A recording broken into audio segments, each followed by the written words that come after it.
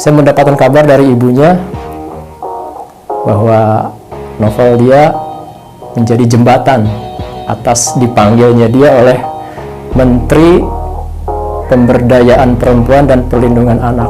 Dia diundang oleh kementerian untuk menerima penghargaan atas hasil karyanya itu. Dan disitulah bukan hanya orang tuanya yang bahagia, bukan hanya anaknya, tapi terlebih adalah gurunya.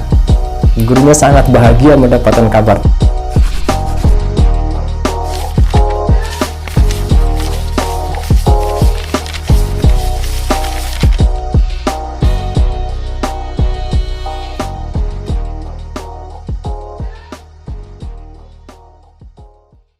Assalamualaikum warahmatullahi wabarakatuh.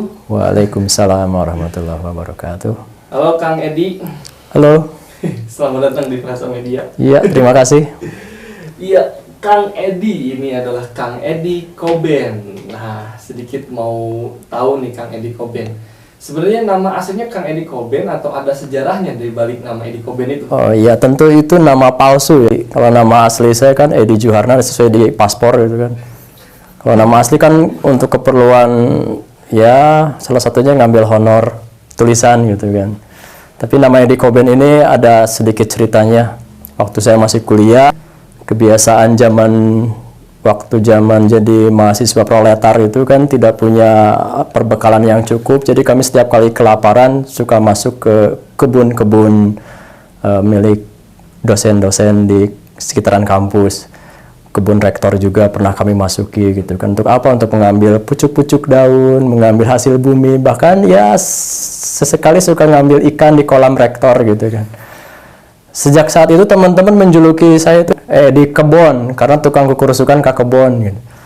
Tapi saya protes, kenapa harus kebon atau tidak keren amat, coba dibalikin dikit jadi Edi Koben. Ya, mirip-mirip vokalis yang bunuh diri itu kan, tapi saya nggak kesana gitu. Baik, Kang Edi Koben, terima kasih. Ternyata di balik nama Edi Koben itu banyak cerita ya, dan tentu banyak kisah-kisah yang bermakna. Nah, kali ini kita bicara soal buku yang Kang Edi Koben tulis. Nah, judulnya adalah Bengkel Manusia yang tentu juga diterbitkan di Frasa Media. Nah, menurut Kang Edi Koben sebagai penulisnya, kenapa namanya Bengkel Manusia dan ada cerita apa di baliknya? Iya. Pertama saya ingin ucapkan terima kasih dulu kepada Frasa Media yang sudi menerbitkan karya yang ya remeh-temeh ini. Iya, itu Bengkel Manusia, namanya ya judulnya Bengkel Manusia itu saya terinspirasi dari tulisan artikel istri saya. Dia menulis di sebuah surat kabar judulnya Sekolah Bengkel Manusia. Jadi sekolah itu ibarat sebuah bengkel gitu kan. Yang mana ada, kalau di bengkel itu kan kendaraan keluar masuk untuk direparasi, ya ibaratnya sekolah pun seperti itu. Ada anak, dalam hal ini siswa, masuk ke sekolah untuk direparasi. Reparasi apanya? Ya apa saja, jasmaninya, rohaninya direparasi. Orang yang mereparasinya atau montirnya itu adalah guru-gurunya. Gurulah yang mengarahkan anak untuk memperbaiki dirinya sendiri, untuk menemukan potensi agar dia bisa melaju lebih cepat setelah keluar dari sekolah itu. Ya, setelah istilahnya itu kalau dalam dunia mekanik itu di build up gitu. Nah, anak sekolah juga seperti itu. Dia yang akan mampu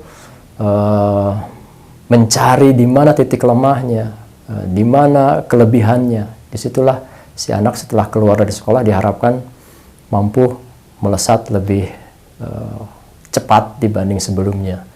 Itu sebabnya saya menamakan buku saya ini adalah Bengkel Manusia. Itu merujuk kepada sekolah. Ya, sekolah itu adalah bengkel manusia. Begitu. Oke, nah Kang, ini kan buku Bengkel Manusia ini adalah kumpulan dari esai-esai yang Akang buat ya. Dari semua judul yang ada,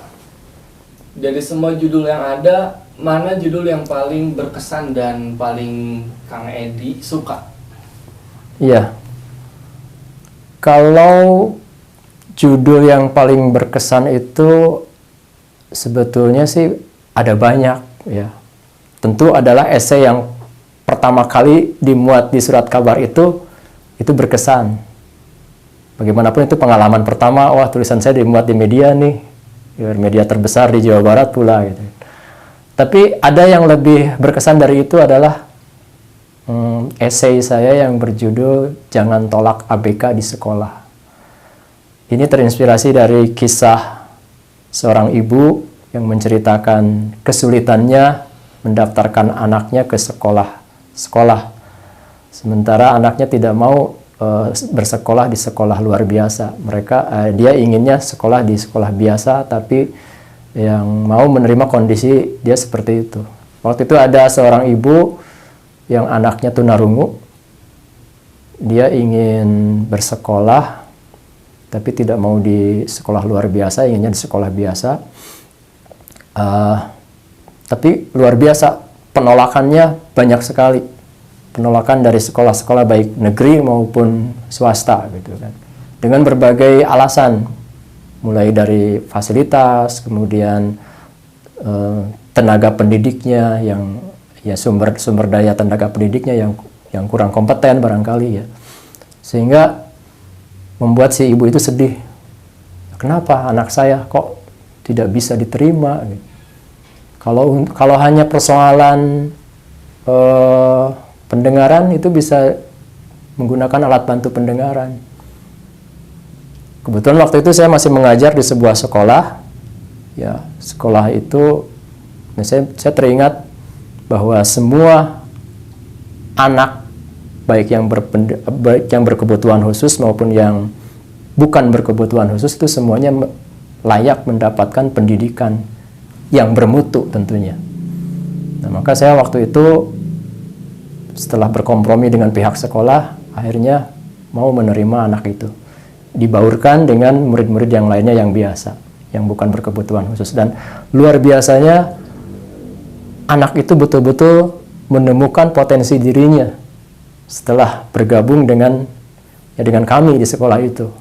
Bergaul dengan teman-temannya yang biasa, dan disitulah si anak itu mampu istilahnya apa ya, menemukan potensi tersembunyi yang sebelum-sebelumnya mungkin tidak tergali. Akhirnya di pertengahan waktu kelas 2 SMP kalau nggak salah, si anak itu mampu menelurkan sebuah karya. Dia membuat novel. Perjalanan selama dia bersekolah sampai akhirnya mampu menelurkan sebuah karya. Dan disitulah peran guru sangat penting mendampingi anak bagaimana menemukan potensi dirinya itu. Waktu itu kami tahu bahwa anak itu kurang bisa bergaul dengan nyaman dengan teman-temannya yang bukan berkebutuhan khusus. Maka dia suka menyendiri ketika ditanya, "Kamu sedang apa?" "Aku sedang nulis, Pak." Ya, akhirnya disitulah guru terus mengarahkan agar dia terus menekuni dunia tulis-menulisnya itu. Saya mendapatkan kabar dari ibunya bahwa novel dia menjadi jembatan atas dipanggilnya dia oleh Menteri Pemberdayaan Perempuan dan Perlindungan Anak. Dia diundang oleh kementerian untuk menerima penghargaan atas hasil karyanya itu. Dan disitulah bukan hanya orang tuanya yang bahagia, bukan hanya anaknya, tapi terlebih adalah gurunya. Gurunya sangat bahagia mendapatkan kabar tersebut. Ternyata disitulah anak-anak yang berkebutuhan khusus pun punya potensi gitu kan. Nah, terkait dengan esai Jangan Tolak ABK di Sekolah, ya memang sudah seharusnya sekolah-sekolah jangan pernah ada pemikiran untuk menolak anak-anak berkebutuhan khusus. Justru harus dirangkul mereka itu. Jangan lagi berlindung di balik ketiadaan fasilitas, di balik kurang sumber daya tenaga pengajarnya. Itu semua bisa dikondisikan, asal semua pihak mau belajar. Guru mau belajar. Ya, kepala sekolah sebagai manajer juga harus mau belajar. ada kerjasama, ada komunikasi dengan orang tua. Bagaimana nih cara membantu menemukan potensi si anak tersebut? Harus ada komunikasi yang intensif dengan orang tuanya.